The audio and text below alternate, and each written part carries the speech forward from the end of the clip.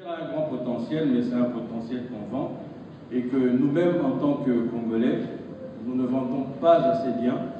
Et vous êtes, à mon avis, les premiers qui devraient faire un effort pour que ce secteur soit considéré à sa juste valeur. Profiter de cette opportunité pour présenter un peu la vision que nous avons par rapport au secteur touristique. Et ça commence d'abord par regrouper les professionnels au sein, même dans un annuaire qui peut être électronique parce que nous n'avons pas encore suffisamment de moyens pour le développer. Et cela permettra justement d'identifier qui sont les vrais opérateurs. Parce que les opportunités, il y en a. J'ai eu la chance très jeune de faire le tour du pays et de vivre dans toutes les provinces de la RDC. Et peut-être une chance pour vous aussi, c'est de connaître exactement quelles sont les opportunités dans chacune des provinces. En commençant d'abord par la capitale. Si vous regardez Kinshasa, il y a déjà le fleuve qui borde la ville et où il n'y a pratiquement pas assez d'activités touristiques. Kitambo Magasin jusqu'à Kitsuka. Il y a quelques petits restaurants. Je ne condamne pas la façon dont c'est fait, mais je pense qu'il y a lieu de voir un peu comment mieux faire. Mais il y a déjà une opportunité qui est à ce niveau-là. Et on compte aussi le côté historique de la ville. Plusieurs monuments historiques, plusieurs endroits qui peuvent être mis en valeur. La maison de Patrice Emery Lumumba que vous avez sur le boulevard, la première maison de Mobutu à Vandal. On m'a appris dernièrement que le président Kassabou avait une maison aussi du côté de Mongafula. Donc il y a un tourisme historique aussi et des monuments qu'on peut mettre en exergue de ce côté-là. Si vous allez vers le nord, à Kisangani, il y a les chutes de Wagenia. Je ne sais pas s'il y en a qui sont allés dernièrement. Vincent Kunda, que je vois ici, on a un projet ensemble avec lui pour justement mettre en valeur ce lieu qui est en train de subir des dégâts écologiques assez importants et que si nous ne faisons pas assez d'efforts, on peut se retrouver à un certain moment avec un lieu qui sera plus du tout touristique. Donc il y a un effort à faire aussi à ce niveau-là. Donc j'en passe, hein. Les chutes de Lofoy au Katanga, Ntiafumu, la porte des esclaves dans le Congo central, et juste à côté des mangroves. On peut aller aussi un peu plus au nord, je reviens de Goma. Moi-même j'ai découvert l'île de Tcheguera, que vous connaissez peut-être, l'île d'Idjui, où il y a encore un potentiel énorme. Et même si on y va au niveau de l'écotourisme, il y a des espèces comme le singe bleu qu'on trouve à l'île d'Idjui, qui permet déjà de donner une attraction. Mais même si on a des sites, il y a tout ce qu'on appelle animation autour des sites touristiques, qui n'est pas encore très développé. C'est bien que vous ayez invité l'équipe du Kenya, qui est à des années-lumière de ce que nous faisons ici. Et j'espère que cet échange permettra aussi, je n'ai pas assisté à ce qui s'est passé auparavant, mais ça permettra, je l'espère, qu'on puisse ensemble développer ce genre de projet que j'appelle village touristique.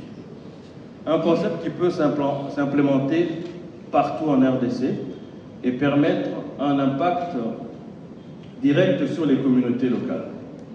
Je m'explique. Nous avons un site et autour du site, il y a toute une chaîne de valeur qui permet d'avoir un impact direct sur les communautés, de créer d'emplois et de servir en fait de levier économique pour les communautés locales. Chacun des différents postes que vous voyez ici est générateur d'emplois et permet d'assurer une autonomie financière dans des milieux même les plus reculés. J'ai vu ça dernièrement, j'ai effectué une mission au niveau des Niagara Falls, au Zimbabwe. Toute la ville s'est développée autour du tourisme. Et toute la population est réellement orientée vers l'objectif d'accueillir les visiteurs et de leur permettre de vivre une expérience unique. Ça commence par l'accueil. Et là, je ne sais pas, je n'ai pas suivi les débats que vous avez eu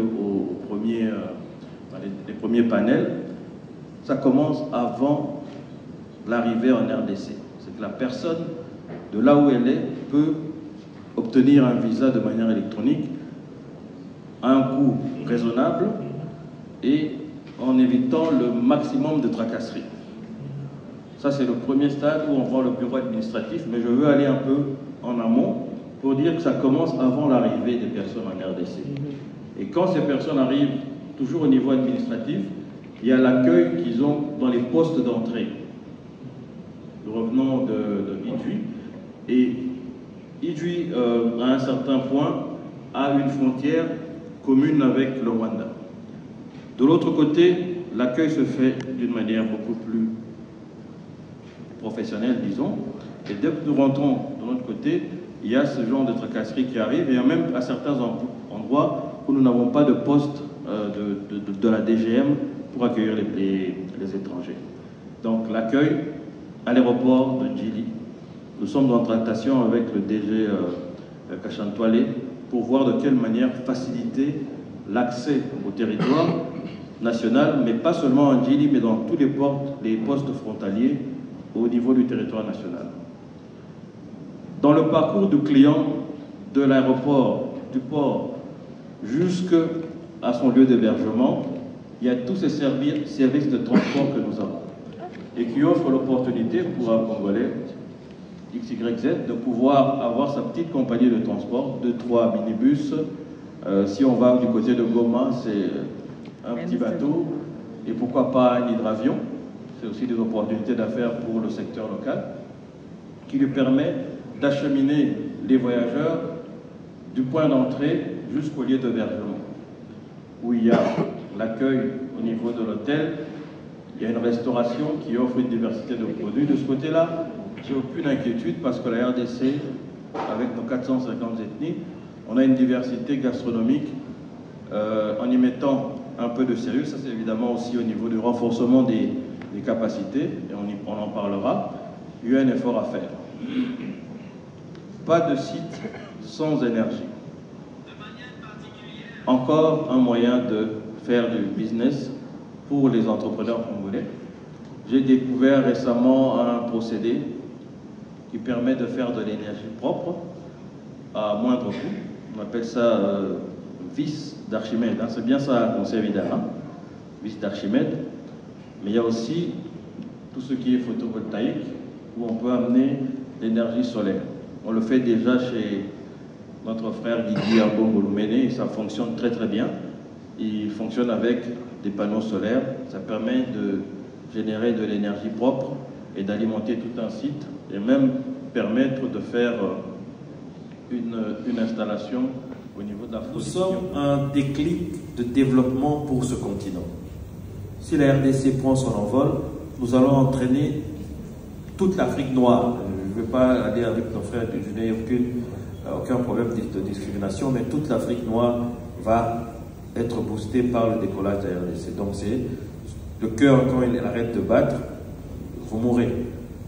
Donc ceux qui s'attaquent au développement de la RDC s'attaquent en fait au développement d'un continent.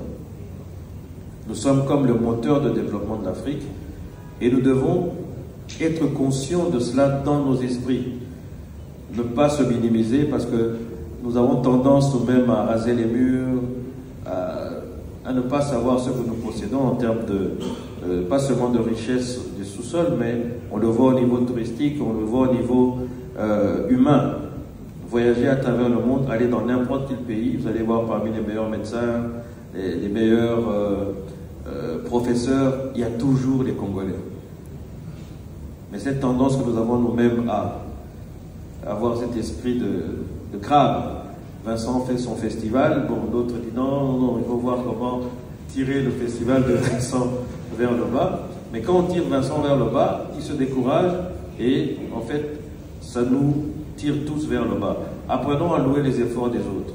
Je veux me baser sur le travail qui a été fait par mes prédécesseurs pour la politique nationale du tourisme et à partir de là, on enrichit pour aller de l'avant. Pas dire je fais table rase de ce qui avait été fait. Non, il y a des gens qui ont réfléchi avant, voir comment travailler ensemble avec eux pour que nous puissions avancer.